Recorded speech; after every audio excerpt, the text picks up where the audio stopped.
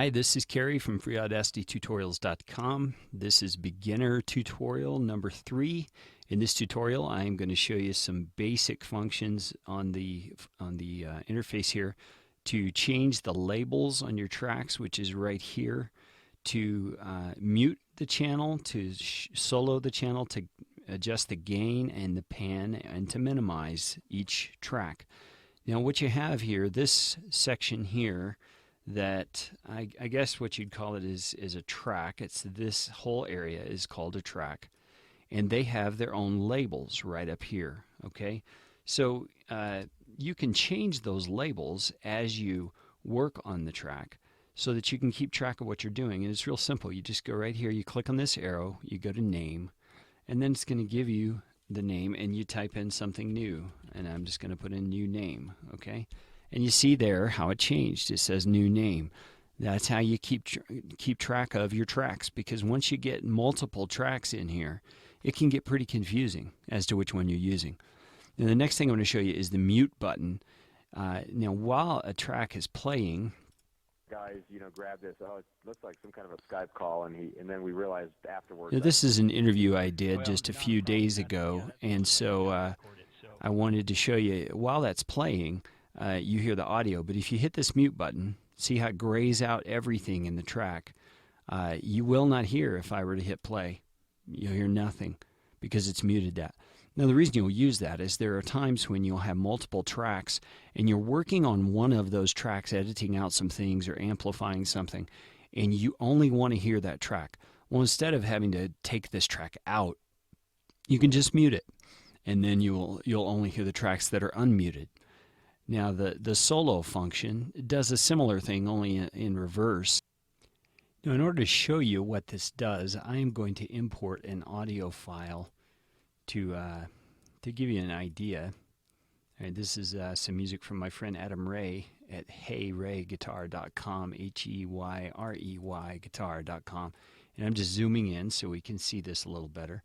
Okay, now this top one is still the new name. It's the audio of a vocal conversation. The bottom there is an audio track of music. Okay, now when I hit this solo button, what it's going to do is it's going to make this track that I'm hitting solo on the only track that I hear. And that's helpful so that if you're doing some editing, you're listening, you're trying to pick up something in particular, and you can't quite hear it because of the rest of the music, you can just quickly hit solo even while it's playing. Hi, Kevin. This is Kerry Green. And it's going to mute everything else so that you can hear that track alone. And you can turn it off again. Very helpful. Now, the other things I mentioned I was going to tell you is the gain, which is this section right here. The gain basically is a crude form of volume.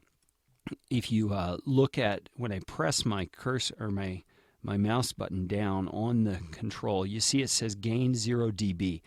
Now, dB is decibels, and that is telling you volume essentially. 0 is the top that you want. If it goes over 0 into the positive, it's going to be clipping, which means it's going to be too loud. It's going to distort, and it's going to cause buzzing in your speakers.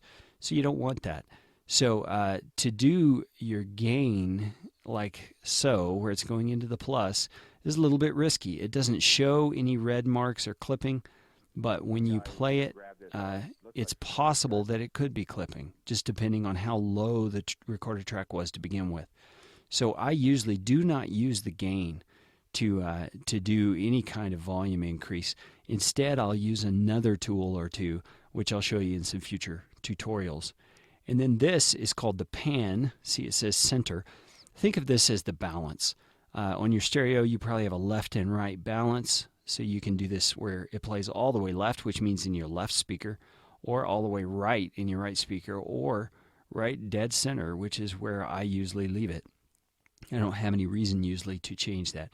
Now, of course, there are scenarios where you'll want to do that. And then finally, I want to show you how to minimize a track, just like you can go up to the minimize function here on any Windows window and minimize it. You can also minimize an individual track to get it out of the way, and that's this little arrow right down here. You see how that makes that small?